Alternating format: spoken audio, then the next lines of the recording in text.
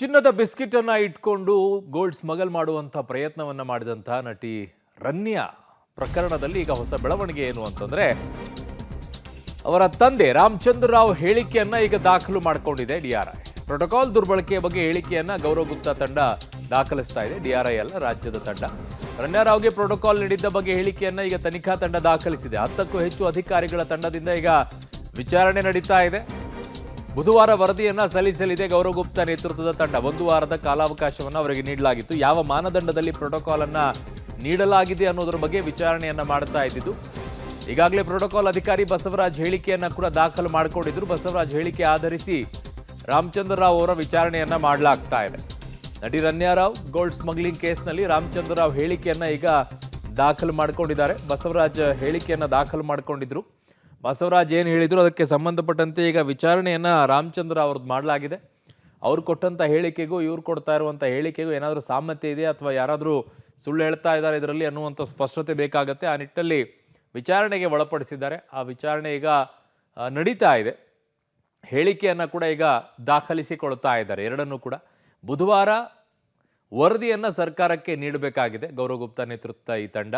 ನನ್ನ ಸಹೋದ್ಯೋಗಿ ಈಗ ಕ್ರೈಮ್ ಬ್ಯೂರೋ ಹೆಡ್ ಆಗಿರುವಂಥ ಮುರಳೀಧರ್ ನನ್ನ ಸಂಪರ್ಕಕ್ಕೆ ಸಿಗ್ತಾ ಇದ್ದಾರೆ. ಮುರಳಿ, ಈಗ ಈ ವಿಚಾರದಲ್ಲಿ ಬಹಳ ಮುಖ್ಯವಾಗಿದ್ದು ರಾಮಚಂದ್ರ ರಾವ್ ಅವರ ಹೇಳಿಕೆಯನ್ನು ಪಡೆದುಕೊಳ್ಳೋದು. ಹಾಗಾಗಿ ಈಗ ಈ ಹೇಳಿಕೆ ಅತ್ಯಂತ ಮಹತ್ವದಾಗತ್ತಾ? ಪ್ರೋಟೋಕಾಲ್ ಕೊಟ್ಟಿರುವಂಥ ವಿಚಾರಕ್ಕೆ ಸಂಬಂಧಪಟ್ಟಂಗೆ ಕೊಟ್ಟಿದ್ದೀನಾ ಅಥವಾ ಇಲ್ವಾ ಅನ್ನುವಂಥ ಸ್ಪಷ್ಟತೆ ಬೇಕಾಗತ್ತೆ ಅಲ್ವಾ?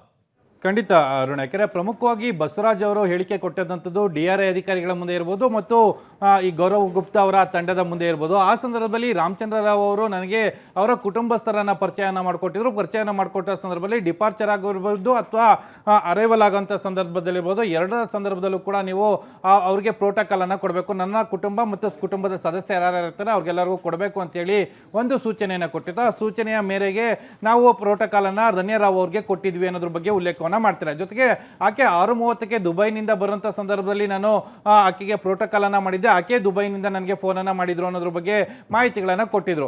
ಆ ಹಿನ್ನೆಲೆಯಲ್ಲಿ ಪ್ರೋಟೋಕಾಲ್ ದುರ್ಬಳಕೆ ಆಗಿರೋದ್ರ ಬಗ್ಗೆ ಏನು ಸರ್ಕಾರದ ಮಟ್ಟದಲ್ಲಿ ಒಂದು ತನಿಖೆನ ಮಾಡಬೇಕು ಅಂತೇಳಿ ತನಿಖಾ ತಂಡವನ್ನು ರಚನೆ ಮಾಡಿತ್ತು ಗೌರವ್ ಗುಪ್ತಾ ಅವರ ನೇತೃತ್ವದಲ್ಲಿ. ಈಗ ಗೌರವ್ ಗುಪ್ತಾ ಅವರ ನೇತೃತ್ವದಲ್ಲಿ ತನಿಖಾ ತಂಡ ಅವರ ಹೇಳಿಕೆಗಳನ್ನು ದಾಖಲು ಮಾಡ್ಕೊಳ್ತಾ ಇದೆ, ಅವರನ್ನು ವಿಚಾರಣೆಗೊಳಪಡಿಸ್ತಾ ಇದೆ. ಜೊತೆಗೆ ಇನ್ನೊಂದು ಪ್ರಮುಖವಾದ ಅಂಶ, ಪ್ರತಿ ಬಾರಿಯೂ ಕೂಡ ಏನು ರನ್ಯಾ ರಾವ್ ಬೆಂಗಳೂರಿಗೆ ಬಂದಾಗ ಅಂದರೆ ದುಬೈನಿಂದ ಏರ್ಪೋರ್ಟ್ಗೆ ಬಂದಂಥ ಸಂದರ್ಭದಲ್ಲಿ ಸರ್ಕಾರಿ ವಾಹನದ ದುರ್ಬಳಕೆ ಆಗಿದೆ. ಯಾಕೆಂದರೆ ರಾಮಚಂದ್ರ ರಾವ್ ಅವರೇ ಸರ್ಕಾರಿ ವಾಹನನ ಕಳಿಸಿದ್ರು ಅನ್ನೋದ್ರ ಬಗ್ಗೆ ಸಾಕಷ್ಟು ಆರೋಪಗಳಿತ್ತು. ಆರೋಪಗಳಿಗೆ ಪೂರಕವಾಗಿ ಒಂದಷ್ಟು ಮಾಹಿತಿಗಳನ್ನು ಕಲೆ ಹಾಕುವಂಥದ್ದು. ಜೊತೆಗೆ ಈಗಾಗಲೇ ಏರ್ಪೋರ್ಟ್ನಲ್ಲಿ ಇರುವಂಥ ಕೆಲವೊಂದು CCTV ಫುಟೇಜಸ್ ಇರ್ಬೋದು, ಅದರಲ್ಲೂ ಕೂಡ ಫೆಬ್ರವರಿ 18ನೇ ತಾರೀಕು ಪರ್ಟಿಕ್ಯುಲರ್ ಆಗಿ ಅವತ್ತಿನ ದಿನ ಸರ್ಕಾರಿ ವಾಹನದ ದುರ್ಬಳಕೆ ಆಗಿದೆ ಅನ್ನೋ ಬಗ್ಗೆ ಮಾಹಿತಿ ಇತ್ತು. ಅದ್ರ ಬಗ್ಗೆ ಏನು ಈಗಾಗಲೇ CCTV ಫುಟೇಜಸ್ ಅನ್ನು ತೆಗೆದುಕೊಂಡಿದ್ದಾರೆ.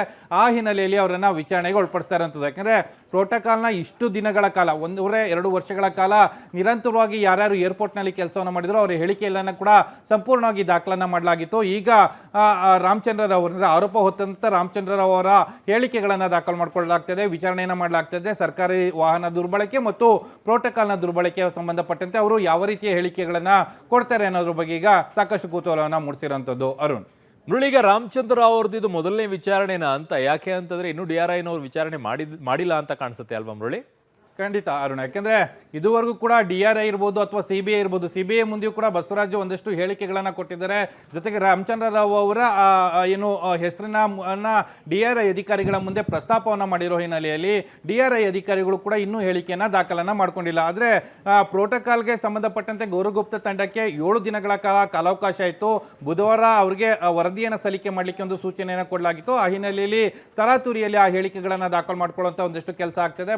ಬಹುತೇಕ ನಾಳೆ ಅದು ಫೈನಲೈಸ್ ಆದರೆ ಬುಧವಾರ ಅಥವಾ ಗುರುವಾರದ ಒಳಗಾಗಿ ಏನು ಈ ಪ್ರೋಟೋಕಾಲ್ ದುರ್ಬಳಕೆಗೆ ಸಂಬಂಧಪಟ್ಟಂತೆ ಅಂತಿಮ ವರದಿಯನ್ನು ಸರ್ಕಾರಕ್ಕೆ ಸಲ್ಲಿಕೆ ಮಾಡುವಂಥ ಸಾಧ್ಯತೆಗಳು ಕೂಡ ಇರುವಂಥದ್ದು. ಅರುಣ್, ಓಕೆ ಮುರಳೀಧರ್, ನಿಮ್ಮೆಲ್ಲ ಮಾಹಿತಿಗೆ ಧನ್ಯವಾದಗಳು.